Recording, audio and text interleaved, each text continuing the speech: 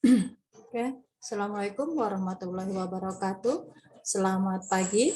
Hari ini kita akan membahas mengenai pembiakan tanaman secara vegetatif alami. Tujuan dari pembelajaran kita hari ini adalah yang pertama, kalian bisa menganalisis perkembangbiakan tanaman secara vegetatif alami. Kemudian yang kedua, kalian bisa melakukan pembiakan tanaman secara vegetatif alami.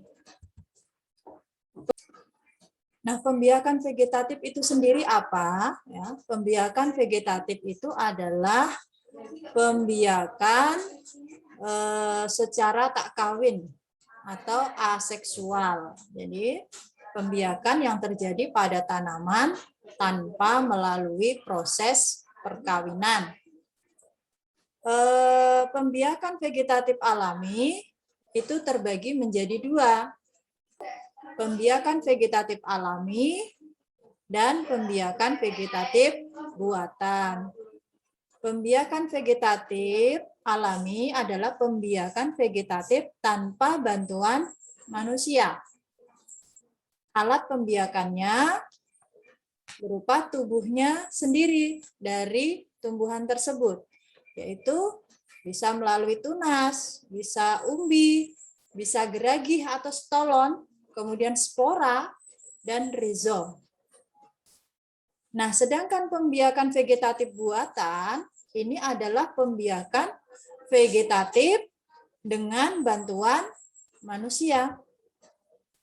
Nah, sekarang perhatikan gambar berikut. Ya, ini adalah contoh-contoh tanaman yang menggunakan pembiakan vegetatif alami. Nah, ini ada tanaman cocor bebek. Kemudian ini ada tanaman apa nih? Iya, betul. Ini ada tanaman stroberi. Ya, pernah melihat tanaman stroberi? Iya. Nah, ini adalah tanaman kentang. Ini apa ini? Ya, sering melihat ini ya. Di mana? Di mangkok sayur ya. Apa?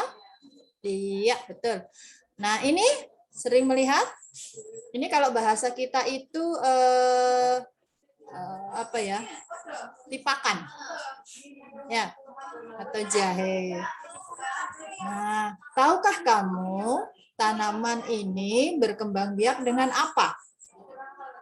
Kalau cocor bebek berkembang biak dengan apa?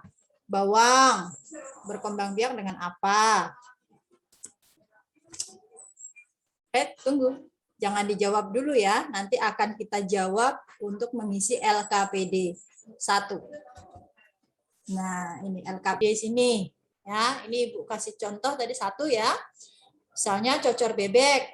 Cocor bebek berkembang biak dengan melalui daun dengan cara membentuk tunas. Nah, sumber informasi itu kita peroleh dari mana? Ya. Nah, ini bisa kita peroleh dari buku atau bahan ajar yang Ibu bagikan, atau kalian bisa searching di Google ya dengan alamat web yang berkaitan dengan materi ini. Nah, kemudian bawang merah berkembang biak dengan apa? Caranya bagaimana? Ya. Kemudian kentang, wortel, stroberi, dan jahe. Nah, ini kalian lanjutkan nih. Nah, kalian lanjutkan di sini. Nanti dijawab, diisi. Nah, LKPD ini nanti dikerjakan per kelompok ya. Nah, kemudian pertanyaan yang kedua, apa yang menyebabkan sebuah tanaman dikatakan dapat berkembang biak secara alami? Nah, ini penalaran, Nak. Nah, gunakan penalaran kalian untuk menjawab soal berikut ini. Ya. Ini LKPD yang kedua ya. LKPD yang kedua ini adalah di sebelah sini ada gambar, kemudian di sebelah sini ada cara berkembang biaknya. Nah, tugas kalian adalah menjodohkan. Ya, menjodohkan. Ini Ibu ambil satu contoh. Ini gambar 1. Gambar 1 jodohnya mana? Gambar 1 kan ini apa nih? Ini jahe ya. Jodohnya mana? Jodohnya adalah rimpang ya. Jadi jahe rimpang. Nah, tinggal kasih keterangan di sini. Jahe merah berkembang biak secara vegetatif alami dengan rimpang atau rizom. Ya. Lanjutkan ke kolom yang kedua. Kolom yang kedua, wortel. Ya. Wortel. Wortel berkembang biak dengan apa? Nah, jodohnya mana? Apakah umbi akar, rimpang, umbi batang, stolon, atau umbi lapis? Nah, berarti 2 plus apa? Ya. Kemudian kasih keterangan. Wortel berkembang biak secara vegetatif alami dengan apa? Begitu ya. Berikutnya, stroberi juga sama ya. Stroberi jodohnya mana? Kalau sudah ketemu jodohnya, tulis di sini dan berikan keterangan. Stroberi berkembang biak secara vegetatif alami dengan cara apa gitu ya. Mudah kan? Mudah ya. Nah, berikutnya, pertanyaan yang berikutnya, apakah pembiakan vegetatif alami bisa diterapkan pada tanaman perkebunan? Seperti karet, sawit, kakao, dan lain-lain. Jadi, apakah perkembangbiakan vegetatif alami, ya, yang ini vegetatif alami, ini umbi batang, stolon, rimpang, umbi akar, umbi lapis, itu bisa diterapkan atau bisa terjadi pada tanaman perkebunan seperti karet, sawit, kakao, dan lain-lain. Nah, dijawab sini pertanyaan yang kedua. Ya. Nah, langkah berikutnya itu adalah mengkomunikasikan. Jadi jawaban LKPD 1 tadi ya nanti dipresentasikan melalui WA group ya, dibacakan pakai voicemail ya, pakai voicemail. Nah, siapa yang membacakan? Yang membacakan adalah ketua kelompok. Ya. Jadi kalau udah dijawab yang LKPD 1, LKPD 2 udah dijawab. Nah, difoto kemudian dikirim ke WA. Ya, kelompok 1 LKPD 1, kelompok 2 LKPD 2. Nah, difoto kirim ke WA kemudian kirim voice-nya ya, WA voice. Misalnya membaca tabel kemudian dikirim ke WA group. Nah, kemudian kalau sudah mengirimkan foto, kemudian mempresentasikan, yang ketiga adalah setiap kelompok wajib mengajukan satu pertanyaan. Ya. Nah, diajukan di WA situ saja, ya. Misalnya kelompok 2 menanyakan ke kelompok 1 gitu ya. Kemudian nanti kelompok 1 menjawab atau menanggapi. Nah, kemudian kegiatan berikutnya setelah presentasi kelompok adalah menyimpulkan materi secara bersama-sama.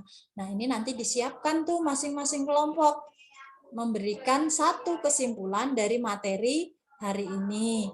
Bisa secara tertulis ya, disampaikan di WA.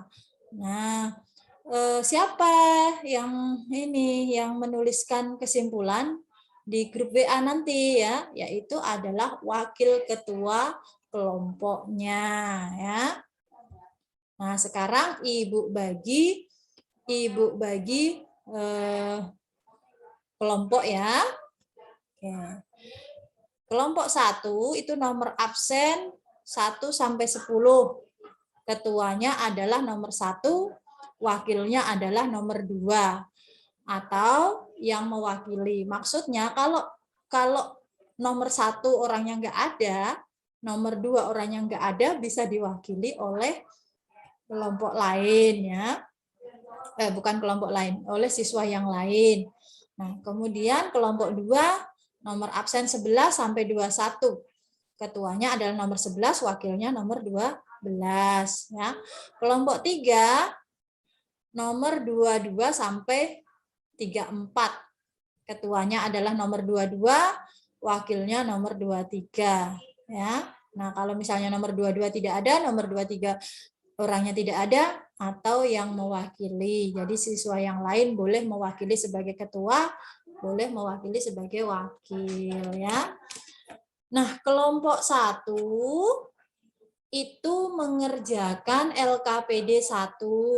Kelompok 2 mengerjakan LKPD 2. Kelompok 3 itu nanti mengerjakan LKPD 3. Tetapi di sini LKPD 3 belum dikerjakan. Nah, nanti pertemuan berikutnya ya. Jadi kelompok 3 sementara menuliskan jawaban pada bukunya masing-masing ya. Ingat, jawaban LKPD 1, LKPD 2 itu dikerjakan di buku masing-masing, tapi caranya dengan bekerja kelompok. Jadi kalian bisa memanfaatkan grup WA yang tanpa guru itu ya, kalian bisa bekerja sama di situ atau bisa juga saling japri ya. Nah, oke, terakhir ya, supaya semangat kita yel-yel dulu. SMK hebat, SMK bisa, semangat. Ya. Oke, demikian materi dari Ibu, mudah-mudahan bisa dimengerti, dipahami, dan dikerjakan tugasnya. Ya. Assalamualaikum warahmatullahi wabarakatuh.